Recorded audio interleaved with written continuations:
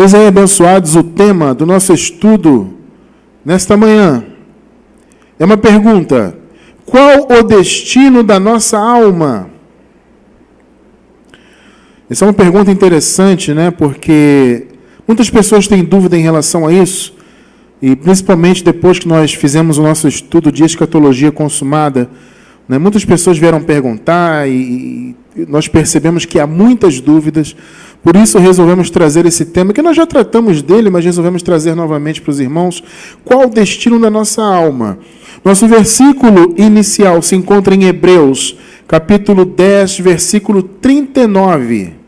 Antes de nós lermos, eu vou me dirigir aos meus amados irmãos que estão pela gravação. Quero convidá-los a se inscreverem em nosso canal, marcar o sininho, dar um joinha aí, comenta aqui embaixo, enfim. Participa, interaja com o canal para que você receba sempre o nosso conteúdo. Aqui embaixo do vídeo tem um link da nossa livraria, onde você pode ler, baixar e imprimir os nossos livros gratuitamente. Está aqui embaixo, tá? Tem também um link dos nossos áudios. Você pode ouvir os nossos estudos no Spotify, no iTunes, no Google Podcasts e em outras plataformas. Então tem um link aqui embaixo também. Tá? Então fique à vontade para você conhecer o nosso material. Tem também o nosso canal no Telegram. Tá? Participe para você receber o nosso conteúdo no seu celular aí, no seu Telegram. Embaixo aqui tem um link também do canal no Telegram.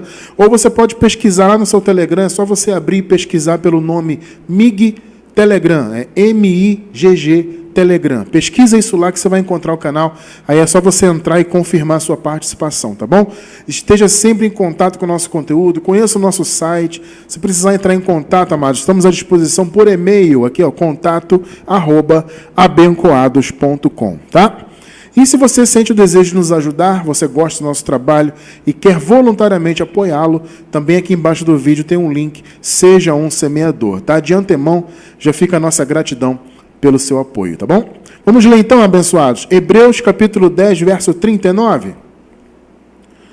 Nós, porém, não somos daqueles que recuam para a perdição, mas daqueles que creem para a conservação da alma. Observe bem isso. Os que creem para a conservação da alma. Louvado seja Deus.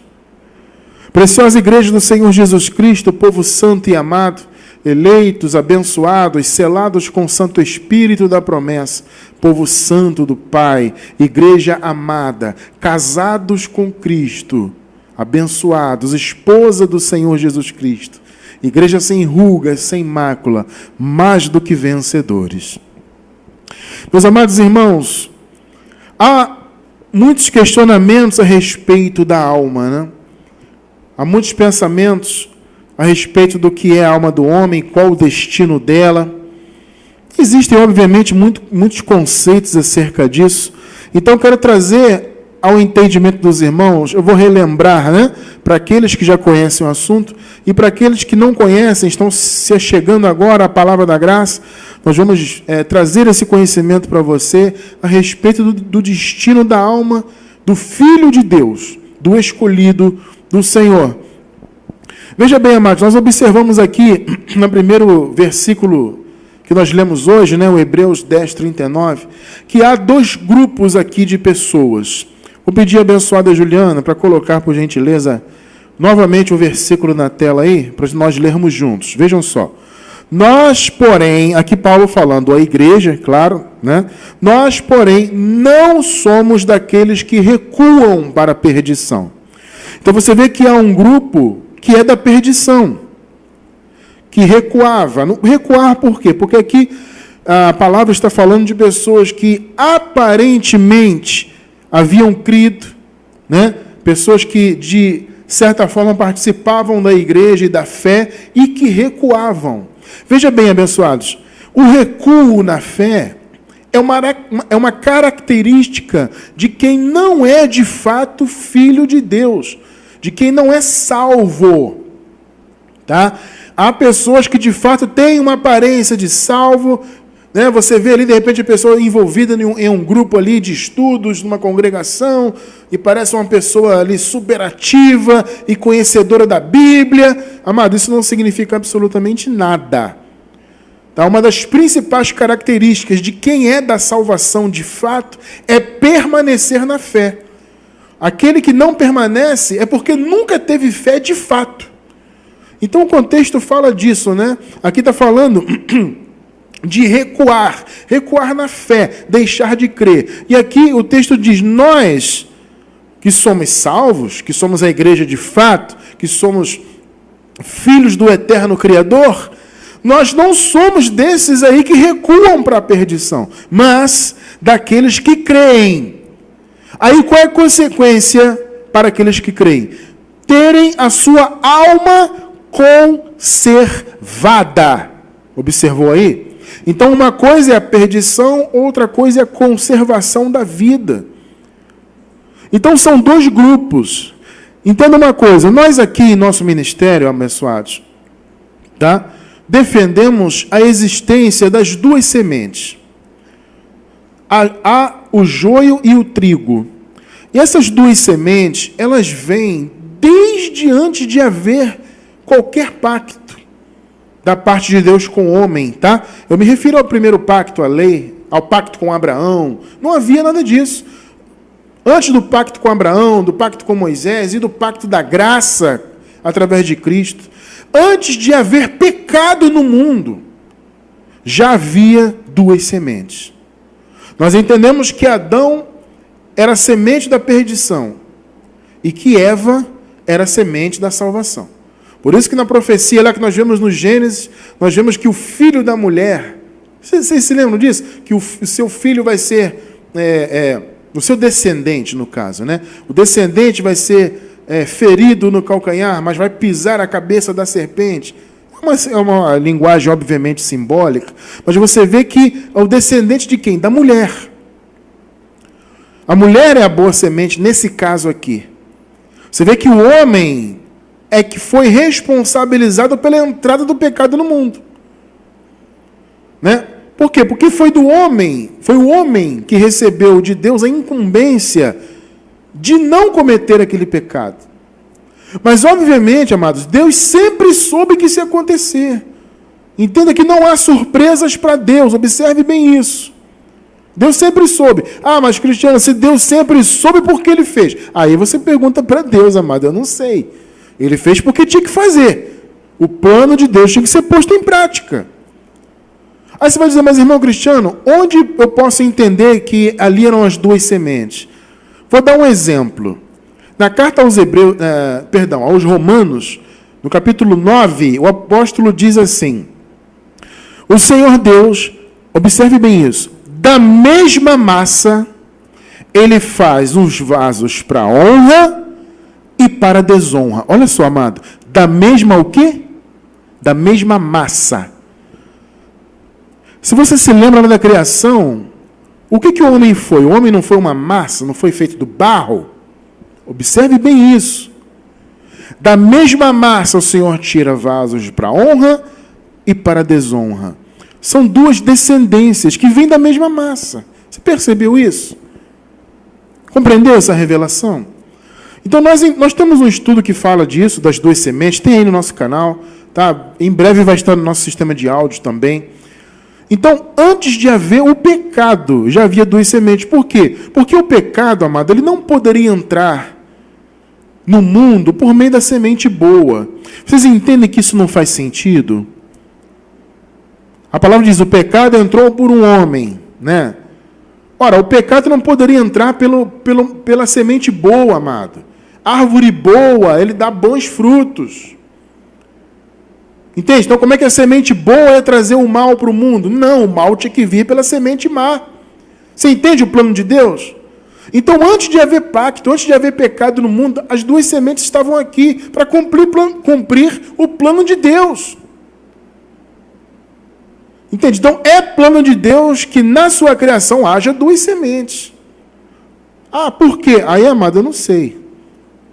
Isso, porque a gente não pode entender, amado, que essas... Ah, Cristiano, então Deus perdeu o controle das coisas, né? Deus criou o homem, ele perdeu o controle? Não. É um absurdo imaginar que o Deus Criador perdeu o controle de alguma coisa. Tudo esteve sempre no controle dele. Isso é um mistério.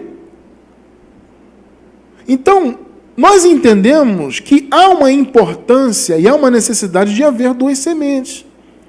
Então, lá desde o início já havia. A semente má trouxe o mal para o mundo. E aí sim o mal entrou. O pecado entrou. Com a lei o pecado foi imputado. A lei deu força ao pecado. Aquela história que a gente já sabe, né? Nós já estudamos diversas vezes, tudo mais. Né? Então, antes de haver o pecado, o pecado, né? Mas também eu ia dizer o pacto, né? Antes de haver pecado, de haver o pacto lá com Abraão, né? Depois de ter o pacto com Moisés, a primeira aliança, que foi com defeito, como dizem na carta aos Hebreus, né? Aos Hebreus está escrito, se aquela primeira aliança não tivesse sido defeituosa, não se teria buscado lugar para uma segunda. Então, a primeira aliança foi defeituosa por causa da carne, não da aliança em si. Tá? Porque a aliança primeiro estava enferma pela carne, como diz a palavra. Então o Senhor estabeleceu uma nova aliança por meio de Jesus Cristo. Vocês estão entendendo isso? Então, há duas sementes, é importante que haja para os planos de Deus, tá? Só que essas sementes hoje, elas já têm o seu destino estabelecido, porque o juízo já foi feito. A gente já vai entrar lá, tá? Mas o fato é que nesse primeiro versículo, nós estamos trazendo o entendimento de que há dois grupos, os que são da perdição, os que recuam, né? Os falsos da fé. Você pensa, eu já conheci gente assim, que parecia da fé, pessoa envolvida, pessoa cria aqui, não sei o quê. De repente a pessoa já, eu sou ateu, agora não creio mais. Eu já vi isso, eu já convivi com gente assim. A pessoa se tornou ateu e começou a maldizer Jesus. Imagina só. Eu te pergunto, se a pessoa era da salvação e deixou de ser? É claro que não, nunca foi um salvo. Uma salva nunca foi uma pessoa salva. Parecia ser salva, mas recuou. Por quê? Porque pertence à perdição, não à salvação. Entende? Então, há dois grupos. Os da perdição e os que creem. É aquilo que Jesus disse, né? Nos dias de sua carne, o que Jesus falou? Vós não credes, porque vocês não são boa semente. Vocês não são as minhas ovelhas. Você observe bem, Jesus poderia dizer, olha, vocês não creem em mim porque vocês têm livre-arbítrio para não crer. Né? É isso que Jesus falou? Não. Jesus deu uma causa. Olha, vocês não acreditam em mim porque vocês não têm capacidade para crer. Vocês não são boa semente. Vocês não são ovelhas. As minhas ovelhas ouvem a minha voz. Os que creem, está vendo aqui? Ó, esses que creem, qual é o destino deles? Terem a sua alma conservada. Entende? Então, como a gente pode observar aí, existe uma promessa de conservação da alma do homem. Só que dos salvos. Porque os que não creem, os que não têm capacidade de crer, a semente má, esses são da perdição. Agora, os que creem, não, esses vão ter suas almas conservadas. Entende? Então, abençoados, os eleitos de Deus, esses que são salvos, porque a salvação já foi concretizada, quem é salvo nasce salvo, não vai ser, já é. Percebe? E quem é da perdição, quem é má semente, já nasce condenado, porque já é. Tá? Os eleitos de Deus, nós somos espíritos, eminentemente, que possuímos corpo e fomos dotados de alma humana. É até aquela figura de linguagem que eu uso, nós somos triúnicos, ou seja, corpo, alma e espírito. O homem, o homem no caso, eu estou me referindo, quando eu falo homem aqui, eu vou me referir aos eleitos, tá? Para não ficar sempre repetindo. O homem, no caso os eleitos, possuem esses três elementos: corpo, alma, que é a alma vivente, são as experiências, a gente vai falar disso já já, né? E o espírito, que é a nossa verdadeira identidade. Porque o apóstolo Paulo diz que a nossa pátria está nos céus, né? Ou seja, a nossa pátria é onde nós nascemos, é onde a nossa... E foram dotados de alma humana. A alma é a nossa psique, É o que nos conecta aqui ao mundo, né? São as experiências que nós temos, as nossas habilidades, o nosso conhecimento, o fôlego de vida, as nossas emoções, tudo isso é a alma abençoada. A alma que nos possibilita aprender as coisas da vida humana, né? Então, a alma é uma coisa muito profunda, ela tem muitos aspectos, né? Então, tem um aspecto do conhecimento. Quando nós falamos da salvação da mente, é a salvação do aspecto do lado do conhecimento. Nós temos um estudo recente, eu vou pedir minha amada esposa para anotar ali para mim. Você já colocou aqui, né, o coisa? Anota para mim, por gentileza. Ela vai anotar para mim, para eu não esquecer de colocar um estudo aí sobre a salvação da mente. Nosso estudo mais recente, eu vou deixar embaixo do vídeo no YouTube o link na gravação, sobre salvação da mente, tá? Nós já explicamos muito bem isso aí. Então, a alma é isso, é a nossa psique, é a mente, com todas as nossas experiências, os nossas habilidades, nosso aprendizado, eu já falei das experiências, né? Os nossos sentimentos, as angústias desse mundo, a raiva que você sente, a alegria que você sente, tudo isso é a alma. Tá? Então, a princípio, quando você nasce nesse mundo como ser humano, a sua alma ela é, entre aspas, crua, vamos dizer assim, né? Ou seja, a nossa alma, quando a gente é bebezinho de colo, não tem nada ali ainda, né? Só aquela experiência mais rudimentar, né? Aquela coisa de sentir fome, chorar, e a mamãe vai lá e dá o seio, né, para o bebê mamar, e ele se alimenta, aí ele fica tranquilo e dorme. São coisas rudimentares, né? Mas, à medida que a gente vai crescendo, a alma vai sendo alimentada de experiências.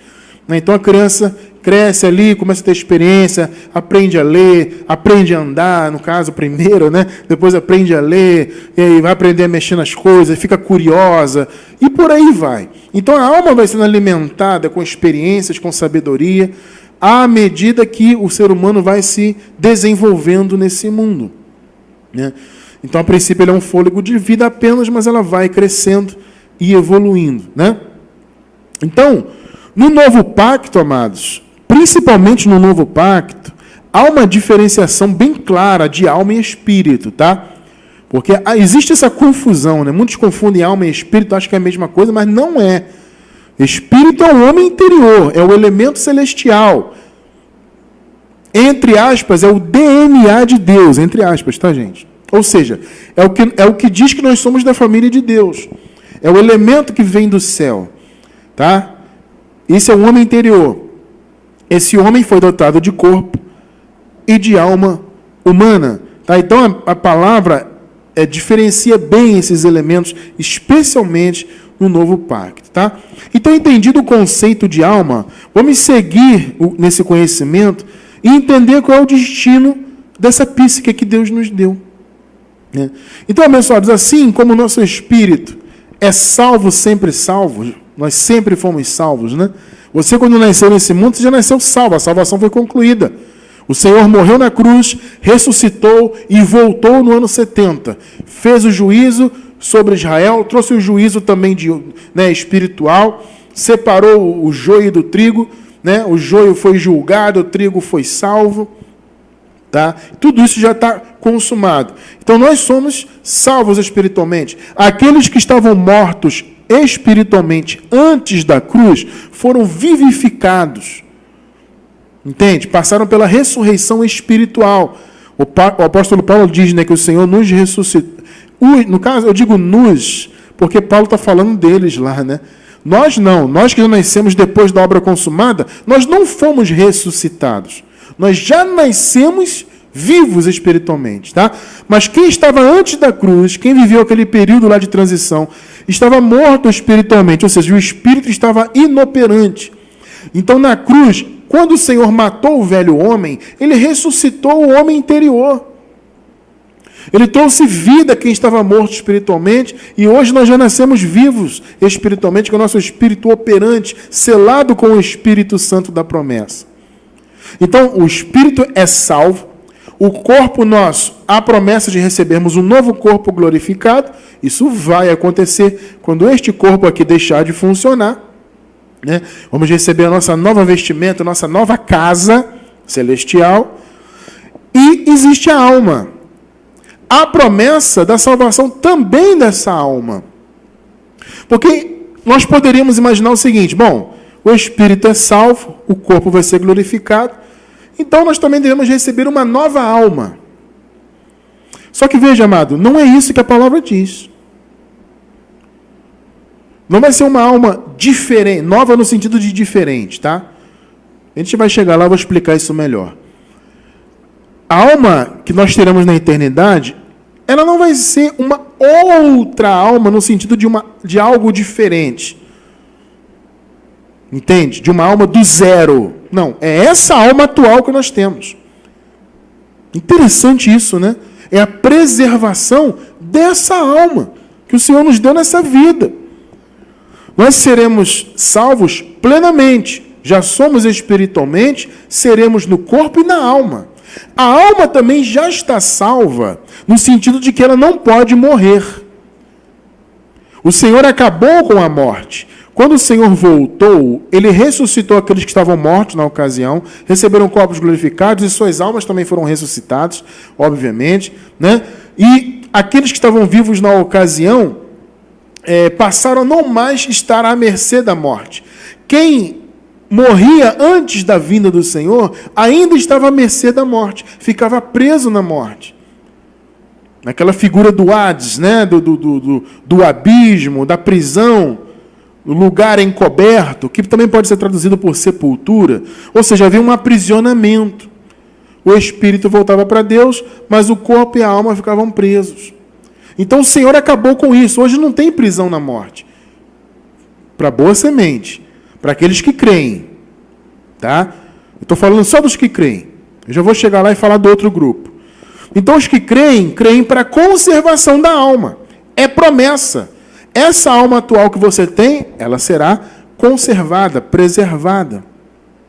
Muito interessante isso, né?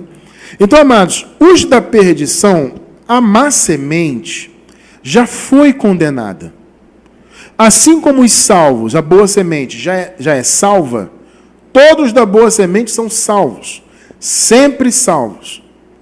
A má semente, não, já é condenada. Essa condenação aconteceu lá no ano 70, quando Jesus voltou e terminou tudo, né? Todas as profecias foram cumpridas. Cristiano, não estou entendendo isso. O que é isso de ano 70? Eu nunca ouvi falar nisso, eu estou confuso. Estude o nosso estudo de escatologia. Tá?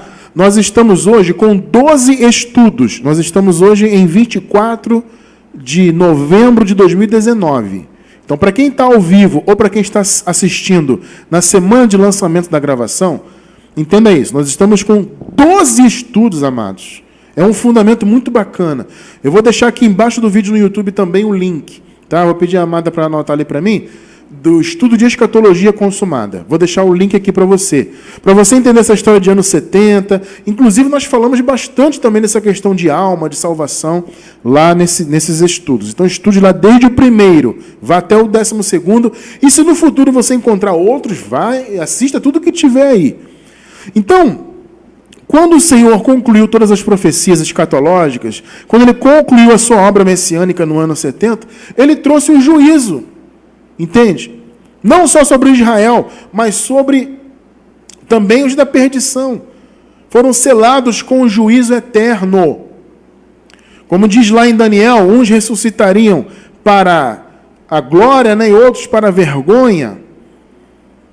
Entende? Então, esses da perdição tiveram as suas almas julgadas e foram selados com a condenação. Por isso que hoje quem nasce na má semente já nasce condenado, assim como a boa semente já nasce salva. Você entende? Houve já a separação. Quem é salvo, quem é condenado. Ponto final. 2 Tessalonicenses, capítulo 1, versículos 8 e 9. Com labareda de fogo, lembrando que fogo é um símbolo do juízo. Pode observar, gente, quase sempre quando você vê falando de fogo em relação a Deus, fogo de Deus, fogo eterno, isso é um símbolo de juízo, tá? Então, com labareda de fogo, tomando vingança dos que não conhecem a Deus e dos que não obedecem ao Evangelho de nosso Senhor Jesus Cristo. Tá vendo? os quais sofrerão como castigo a perdição eterna. Ou seja, serão aniquilados para sempre, banidos da face do Senhor e da glória do seu poder. Olha só, amados, perdição eterna, ou seja, não há chance de salvação para esse povo. Não tem essa, irmão, será que alguém que é da má semente pode aceitar Jesus, entre aspas? Não existe isso.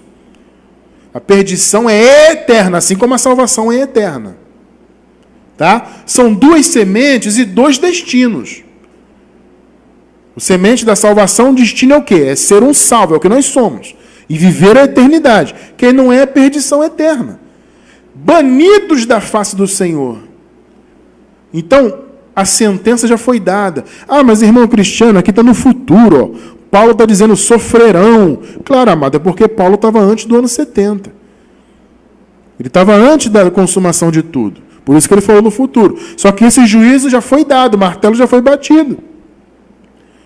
Então, se nós unirmos isso que o apóstolo Paulo diz em relação à labareda de fogo, ao juízo, tá? Se nós unirmos isto ao contexto bíblico do que Jesus de Nazaré falou, é muito interessante o que Jesus falou também das duas sementes. Ele explica os destinos dessas sementes, tá? Então vamos ver exatamente, comparando, né, o que Paulo falou aqui com o que Jesus falou. Mateus 13, versículos do 24 até o 30. Mateus 13, do 24 ao 30. Vamos ler o 24. Propôs-lhes outra parábola, dizendo: o reino dos céus é semelhante ao homem que semeou boa semente no seu campo. Olha aí, ó, boa semente. Então, a intenção é plantar boa semente. O homem foi lá e plantou a boa semente. 25 e 26. Isso aqui, gente, é uma parábola, tá? Uma linguagem simbólica, pelo amor de Deus. Mas, enquanto os homens dormiam, veio o inimigo deles e semeou o joio no meio do trigo. É interessante você pensar isso, porque você vai pensar, mas irmão, que inimigo é esse? Se é o próprio Deus que plantou as sementes? É evidente, amado, tudo é Deus que faz. Mas isso aqui é uma linguagem simbólica. E o inimigo aqui nós poderíamos entender como a carne. Porque a carne, o velho homem, espalhou a sua semente. Entende? Vocês estão compreendendo isso? Então, por isso que o Jesus usa uma figura aqui de inimigo. Se você for parar para pensar, e a Bíblia explica a Bíblia, como se costuma dizer por aí, né? Você vê o que é o inimigo do Espírito. Você se lembra em Gálatas capítulo 5? A carne milita contra o Espírito, e o Espírito contra a carne. Então, você já percebe que é o inimigo do Espírito. É a carne. Então, isso aqui é uma figura de quê? De que a má semente espalhou a sua semente no mundo. Mas, irmão Cristiano, então Deus perdeu o controle? Mais uma vez, amado, claro que não. Nós que temos o entendimento do Evangelho bem claro em nossa mente, nós entendemos que Deus é soberano. Deus não perdeu o controle de nada. Entende? Foi o próprio Deus que criou da mesma massa vasos para honra e para desonra. Só que Jesus aqui usa uma linguagem simbólica, uma linguagem para que aquele povo que estava ali ouvindo ele pudesse entender o que ele estava falando. Tá? Então ele usa a figura de um inimigo. Nós podemos entender que esse inimigo existe de fato, é o velho homem, é a natureza má. Então, vamos lá. Mas, enquanto os homens dormiam, veio o inimigo dele, semeou o joio no meio do trigo e retirou-se. Quando, porém, a erva cresceu e começou a espigar, então apareceu também o joio. Tá? E até onde se ouve falar, o joio e o trigo eles têm muita semelhança física. Então, uma vez que eles crescem juntos, nesse caso, nesse contexto aqui dessa parábola, é uma coisa que não dá para identificar muito bem de longe, vamos dizer assim. Você olhando assim, você não via muito bem. Tá? Então, 27 e 28. Olha só, você está observando que são duas sementes? A semente boa e a má semente. 27 e 28. Chegaram, pois, os servos do proprietário e disseram-lhe: Senhor, não semeaste no teu campo boa semente? De onde, pois, vem o joio? Aí, duas sementes. Ó. Respondeu-lhes: algum inimigo é quem fez isso? E os servos lhe disseram: queres, pois, que vamos arrancá-lo? Olha só. 29 e 30. Ele, porém, disse: não, para que ao colher o joio, não arranqueis com ele também o trigo. Olha que interessante, amado. Percebe que o trigo não pode ter o destino do joio? Pegou, né? Essa história de um eleito de Deus perder a salvação, que o pessoal fala aí, esse cara perdeu a salvação. Não, não existe isso. O trigo não se perde. Entende? Deixai crescer ambos juntos até a ceifa. A ceifa, no caso, é uma figura do juízo. E, por ocasião da ceifa, direi aos ceifeiros: ajuntai primeiro o joio, atai-os em molhos para o queimar. Olha aí a figura do fogo de novo. Fogo é o quê? Mais uma vez, simbolicamente na Bíblia. Fogo é juízo. O trigo, porém, recolhei-o no meu celeiro. Então o trigo não passa pelo juízo. Pegou aí ou não? Aí você se lembra o que Paulo falou: nenhuma condenação há para os que estão em Cristo. Vocês estão percebendo como é que as coisas se encaixam? Quem está em Cristo é o trigo. Foi reunido já no celeiro. Amados, nós já estamos em lugares celestiais. Outro estudo que eu vou deixar aí: já estamos no céu. Anota aí, amor, por favor. Já estamos no céu. Nós já estamos em lugares celestiais. Já estamos no celeiro. Nós somos trigo. Percebe? O joio já foi separado e foi jogado no fogo. Quando você pega uma erva e joga no fogo, acontece o quê? Ela se destrói. Ela sai da existência. Vocês estão percebendo o destino que foi dado ao joio? O joio já passou pelo julgamento. Então, quem é salvo, já está no celeiro. Quem é joio, má semente, já está condenado. Percebeu? Está compreendendo isso? Tá? Então, Jesus deixa muito claro a destruição do joio. O joio tem o seu fim, ser banido da existência. Por isso que Paulo disse lá em cima, que nós lemos, foi banido da face do Senhor. Sabe? Saiu fora. Então, a má semente que nasce hoje, sendo uma semente, qual o destino dela? É ser banida. Já foi, na verdade, né? É quando morre, sai da existência. Não tem eternidade. Foi banido da face do Senhor. Entende isso? É uma erva daninha que nasce. Porque, amado, mais uma vez, a erva daninha, ela nasce independentemente da pessoa plantar. É o que acontece com o trigo, a má semente hoje. Entende? Tudo já foi consumado. O trigo já foi reunido no celeiro, já estamos na eternidade espiritualmente, e futuramente estaremos no corpo também. E nossa alma será salva também, já está salva da morte, né? E será salva no sentido de que também vai participar da eternidade. Agora é a erva daninha. A erva daninha nasce aí, igual nasce no meio do mato. Qualquer plantação que você faça, se não houver um cuidado, vai nascer erva daninha junto. Porque nasce mesmo. Entende? Só que qual o destino? É ser destruído, acabou. Então, irmão cristiano, a alma daquele que não é da salvação, que é uma má semente, ela não vai existir mais? Não vai.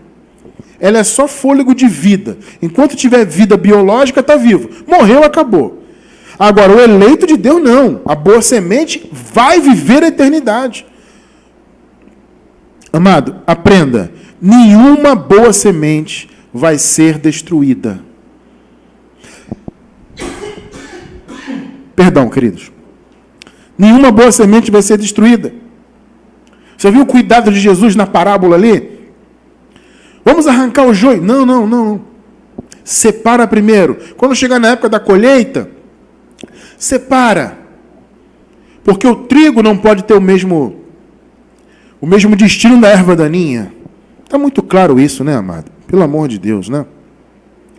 Então, ao contrário da erva daninha, os filhos da salvação, os salvos, nós já somos salvos, não seremos, tá? Salvos pela graça, terão não só o espírito, o homem interior, salvo, como já é claro, não terá só o corpo também glorificado, mas também a alma humana preservada. Somos dos que creem para a preservação da alma. Está lembrado do primeiro versículo? Pois é. Então, o Paulo profetizou isso. também aos Tessalonicenses, 1 de Tessalonicenses 5:23. E o próprio Deus vos santifique completamente, e o vosso espírito, e alma, e corpo. Está vendo a separação aí bem definida dos elementos do salvo? Espírito, alma e corpo. Sejam plenamente conservados, irrepreensíveis, para a vinda do Senhor Jesus, que já se cumpriu. Então, espírito e alma e corpo. Percebeu aí? A profecia que a alma está no meio da salvação. Essa alma humana nossa não será descartada. A alma descartada é da erva daninha. O trigo não. Ele é completamente salvo. Então, abençoados, vejam bem. Antes da consumação de todas as coisas, antes da cruz, antes do Senhor Jesus retornar em juízo, como nós já estudamos aí no nosso estudo de escatologia consumada, o qual o link está embaixo do vídeo também. Antes de haver a consumação de todas as coisas, o que acontecia, né, com a alma do eleito de Deus? Ela ficava presa na morte. Então, a sequência é assim. Antes da cruz, o espírito estava morto, ou seja, inoperante. Tá? O que estava vivo, do ponto de vista de trazer condenação, de atuar contra, é a carne, né? A carne condenava, ela estava viva, entre aspas, tá? E o espírito morto, a carne viva, e a alma estava sujeita a ficar presa na morte. Então, quando alguém morria, ficava presa na morte. Saía da existência. Isso é um mal terrível, que aqueles que viveram antes da cruz experimentaram, lamentavelmente. E também quem viveu a transição experimentou. Porque aqueles que morreram em Cristo também estavam presos à morte. Terrível isso, né? Presos à morte. Quando Jesus voltou, houve a ressurreição. Aí acabou a morte. O Senhor arrebatou os seus, né, das mãos, das garras da morte. Nós já estudamos isso com detalhes lá na escatologia. Estuda lá que você vai gostar. Tá? Então, o povo estava morto em pecados espiritualmente, foi ressuscitado. Então, houve a primeira ressurreição espiritual. Os espíritos estavam inoperantes e passaram a estar atuantes. Isso está muito bem explicado também lá na escatologia, né? Então, o que acontecia? A alma do povo estava lá morta, né? Só que o Senhor acabou com a morte. O apóstolo Paulo disse o quê? Que o último inimigo a ser aniquilado seria a morte. Então a morte foi aniquilada, não há morte mais para os eleitos de Deus. Por isso que eu digo, não existe morte para nós. Ah, mas Cristiano, nós morremos biologicamente no corpo. Gente, morte biológica é uma coisa, a morte eterna é outra. Quando a Bíblia fala de morte, a morte que foi destruída não é morte biológica. Porque a morte biológica ela tem que acontecer. Esse Adão aqui, que é um resquício que ainda vem de Adão que nós temos, isso tem que, a morte tem que alcançar isso aqui. Isso aqui é morte. Vocês estão entendendo? Adão é morte, Adão tem que morrer. Nós já explicamos isso lá na escatologia. Adão tem que morrer. Só que antes de todas as coisas serem consumadas, a alma ficava presa à morte também. Então Jesus acabou com o último inimigo. Então hoje não tem mais morte. Quando esse corpo biológico acaba, nós apenas trocamos de condição. Nós recebemos um novo corpo imediatamente. Mais uma vez, antes da cruz isso não acontecia. Por isso que você encontra, por exemplo, se você lê em Eclesiastes, no capítulo 9, diz que os mortos não sabem coisa alguma. Tem gente que aplica isso para hoje. Que diz que a pessoa que morre hoje está lá, sai da existência, o morto não sabe coisa alguma. Mãe, irmão, isso é antes da cruz. Você não pode trazer um contexto de antes da cruz para hoje. O eleito de Deus não morre. Então você vê em Eclesiastes, os mortos não sabem coisa alguma. As suas memórias ficam no esquecimento. Obviamente, isso é antes da consumação de todas as coisas. Isso foi antes da vinda do Senhor Jesus. Entende? Mas até hoje as pessoas ficam com essa ideia de que há, por exemplo, um estado intermediário. Né? Alguns creem em seio de Abraão. Amado, seio de Abraão era uma crença judaica que nem se confirma, não há uma confirmação da existência. Apesar de Jesus falar do seio de Abraão, ele fala numa parábola. Ali não está dizendo que aquilo ali existe literalmente, ele fala numa parábola. Porque, mais uma vez, amados, Jesus usava uma linguagem para que os judeus o entendessem naquela época. Então ele usava aquela linguagem, símbolos que os judeus entendiam, e os judeus tinham uma crença, eles acreditavam no tal seio de Abraão. Entende? E muitas pessoas creem nisso hoje. Ah, você morre e vai ficar no seio de Abraão. Isso não existe, irmão. Tudo já foi consumado. Esse corpo morre e você vai estar com o Senhor. Você recebe o seu corpo glorificado, que é a promessa, a sua alma é preservada, como nós lemos aqui, e teu espírito já é salvo, né? Então, tira da tua mente esse negócio de estado intermediário, seio de Abraão. Aí tem a crença do purgatório, né? Dependendo da sua situação aqui nesse mundo, você pode passar por um purgatório para você se purgar dos pecados e tentar ser salvo. Gente, isso é um absurdo, isso não faz sentido. Onde você encontra isso na Bíblia, irmão? Como é que as pessoas podem acreditar numa coisa e não tem nenhum respaldo bíblico? E as pessoas vão acreditando. Não, mas é porque vai haver um estado intermediário. Então, dependendo, você vai no purgatório, vai sofrer, vai lutar. Amado, o purgatório foi na cruz. A cruz foi o purgatório do povo de Deus. Foi ali que os pecados foram purgados, limpos, lavados. Então esquece esse negócio de estado intermediário. Você morreu hoje, o destino da sua alma é o paraíso. É espírito, alma e corpo juntos no paraíso. Não esse corpo de Adão, um corpo glorificado. 2 de Coríntios 5:8. Mas temos confiança e desejamos antes deixar este corpo para ficar no seio de Abraão. É isso? Deixar esse corpo para poder passar pelo purgatório? Não. Deixar esse corpo para habitar com o Senhor. Aqui, antes do ano 70, era espiritualmente. Agora é plenamente, corpo, alma e espírito. Lucas 23:43. E disse-lhe Jesus, em verdade te digo, falando ao malfeitor lá na cruz, que hoje estarás comigo no paraíso. Está vendo? Que estado intermediário é esse? Não tem isso. Entende? Você morreu hoje nesse corpo, que não é morte, na verdade. Eu sempre digo isso, eu uso essa linguagem para ficar mais fácil de entender. É uma troca de condições. É como se fosse uma troca de roupa. Não é por acaso que Paulo também compara o corpo glorificado, o apóstolo Paulo compara a uma moradia, assim como Jesus também disse, né? No céu há muitas moradas. É o corpo glorificado. Então, o corpo glorificado ele é comparado à moradia. Tá? Mas ele também é comparado a uma vestimenta. Então, é como se trocasse de roupa. Tira essa roupa aqui, que é uma roupa de imundícia, uma roupa, né? Que não tem nada de bom nela no sentido dos desejos dela. Tá? E você vai vestir uma nova roupa. Perfeita, completa, sem defeitos. O corpo glorificado nós entendemos assim, por isso ele é glorificado. É sem defeito, é um corpo que nunca vai se deteriorar, nunca vai adoecer, nunca vai sentir dor, percebe? É um corpo pleno. Nós entendemos que é um corpo físico, mesmo porque Jesus, quando foi para o paraíso, ele foi no corpo físico. Aquele corpo foi glorificado. E a promessa é que nós teremos um corpo semelhante ao dele. Então é corpo físico, porém é uma outra realidade.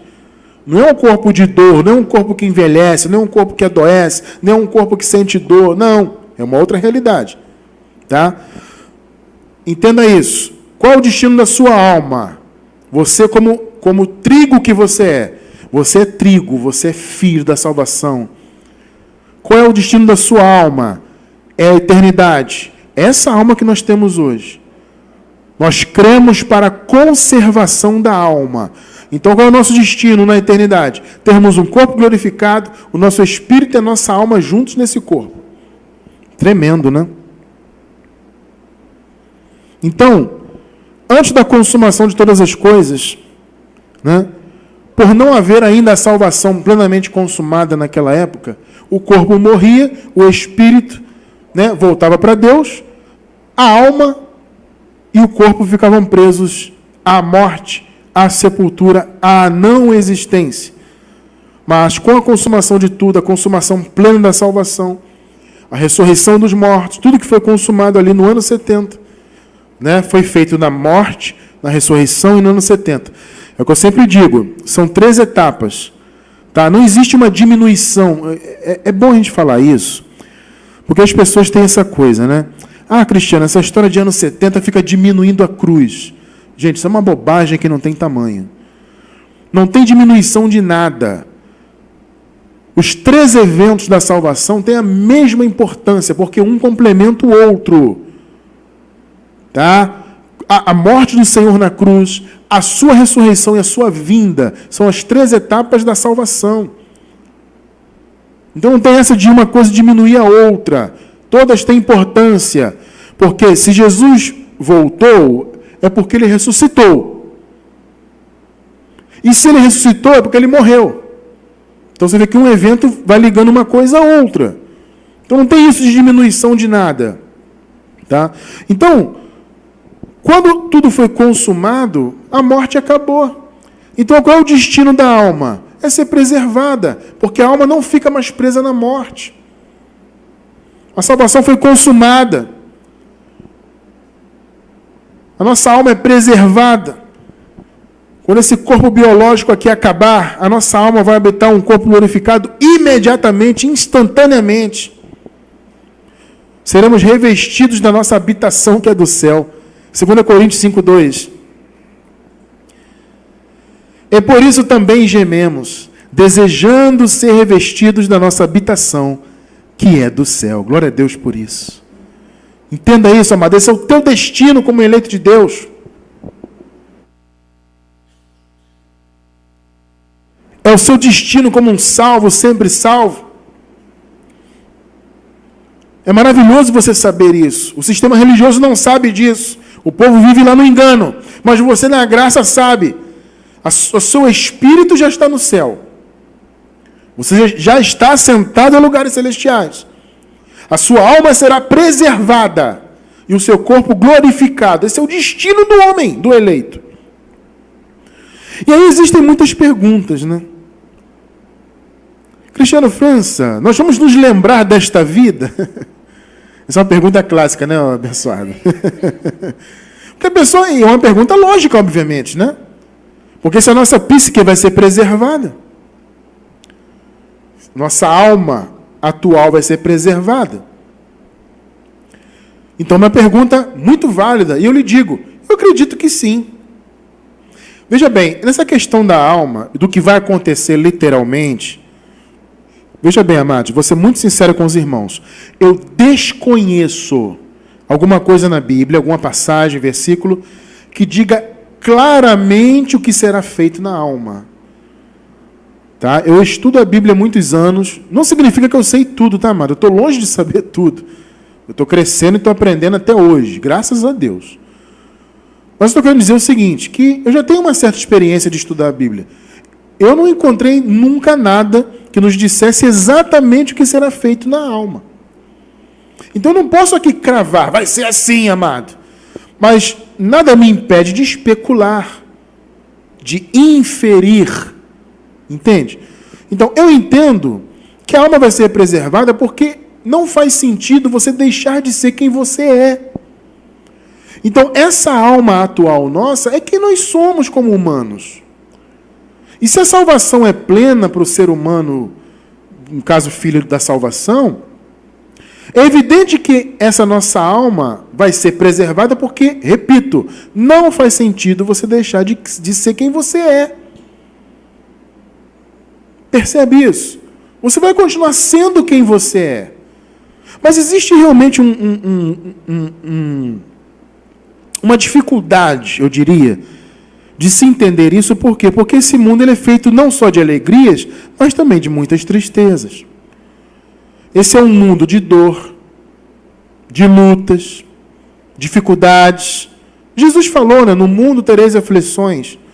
Então é um mundo de aflições, de dor, dificuldade, angústia, muitas vezes. Tem muitas alegrias? Tem. Mas também tem muita batalha, muita luta, muita dificuldade, muita dor. Sabe como é que eu entendo isso, abençoados? Eu entendo da seguinte maneira. Eu acredito que nós, uma vez que a nossa alma atual, humana, será preservada, como é promessa, eu acredito que nós saberemos quem nós somos.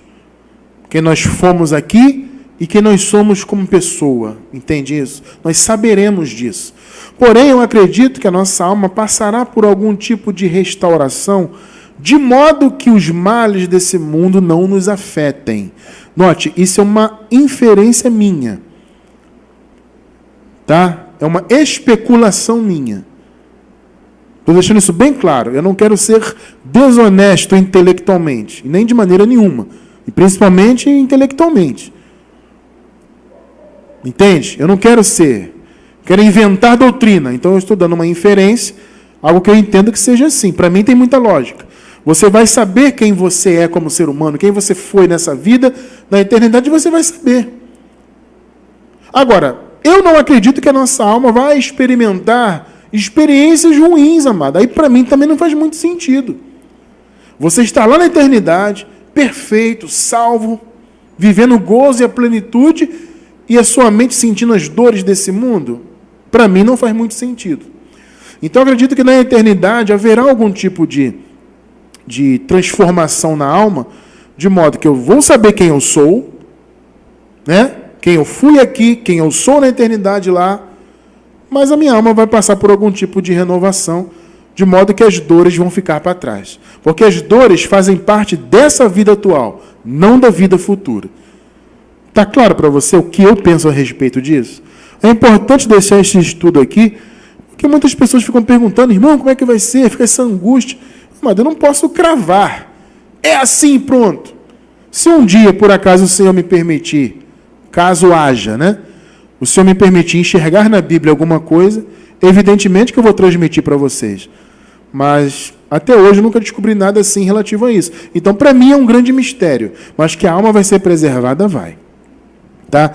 E aí você diz, então, irmão Cristiano, se eu vou saber quem eu sou, nós então vamos nos conhecer uns aos outros?